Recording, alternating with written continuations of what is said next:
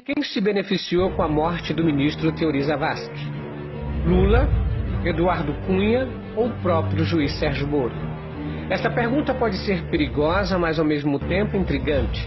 A Operação Lava Jato da Polícia Federal alcançou patamares extremos, ao mesmo tempo que derrubou políticos, livrou outros da cadeia. É a Operação Lava Jato um meio de combater a corrupção no Brasil ou apenas uma manipulação para tirar alguns do poder e colocar outros nele? Com o enredo de dar inveja a House of Cards, a série americana que ficou famosa por retratar os bastidores obscuros da política, a Operação Lava Jato no Brasil ganhou mídia e repercussão internacional. Mas o que os jornais de outros países falam? O que pensam juristas e jornalistas sobre o assunto? Alguns apoiam abertamente a Lava Jato porque vem nela a oportunidade de o Brasil se livrar de maus políticos, mas outros veem mais além.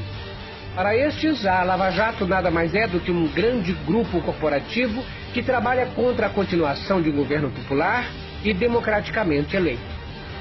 Para afirmar esta tese, lembram que até agora as delações contra políticos ligados ao PSDB nunca foram homologadas e nem sequer investigadas, e nenhum deles foi chamado a depor. Muitos se perguntam por que de tanta insistência em acusar apenas o partido e deixar outros livremente. Seria este o plano? Por que nenhum político do PSDB sequer foi ouvido ou sua vida investigada, apesar de tantas acusações?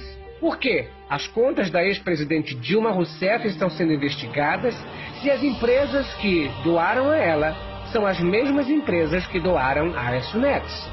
Por que, apesar de tantas acusações, as provas contra o presidente Lula não aparecem?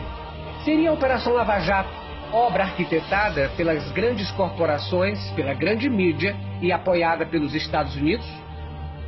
Essas perguntas podem parecer dirigidas para defender Lula, mas se você discorda de algumas delas, você pode respondê-las. Não é engraçado que depois de 2 anos de investigação, o Ministério Público e a Operação Lava Jato não tenha provas para prender Lula, apesar do massacre que fazem contra ele na TV Globo? Isso faz parte do plano? Querem prendê-lo para tirar sua chance de voltar à presidência? Qual interesse teriam os donos da Rede Globo com o fracasso de Lula?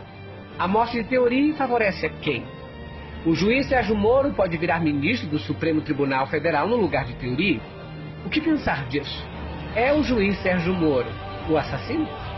Teori Zavascki chamou a atenção do juiz Sérgio Moro por mais de 2 vezes e disse que ele era um juiz de práticas medievais e que havia se rendido aos holofotes da TV Globo.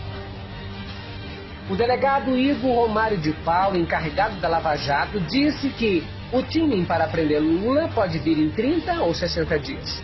Ele já escolheu o culpado antes de ter a prova. O mesmo delegado fazia campanhas a favor de Aécio Neves e, na época, postou no Facebook que queria Lula e Dilma fora do poder e o chamou de anta. Porque depois de 6 anos começaram uma investigação contra o ex-presidente? Porque ele é corrupto? Ou porque o Ibope e o Datafolha afirmam que ele ganharia as próximas eleições se candidato a presidente? São perguntas que não querem calar. O filósofo Sêneca, há 500 anos antes de Cristo, afirmou: às vezes, por a verdade ser tão absurda, ela deixa de ser descoberta. Nem sempre o que os jornais noticiam é a verdade. A verdade é aquilo que se decide por algum interesse não noticiar. As palavras do falecido dono da Rede Globo, Roberto Marinho, ecoam no ar: o poder do Jornal Nacional não está no que ele noticia, mas sim no que ele deixa de noticiar.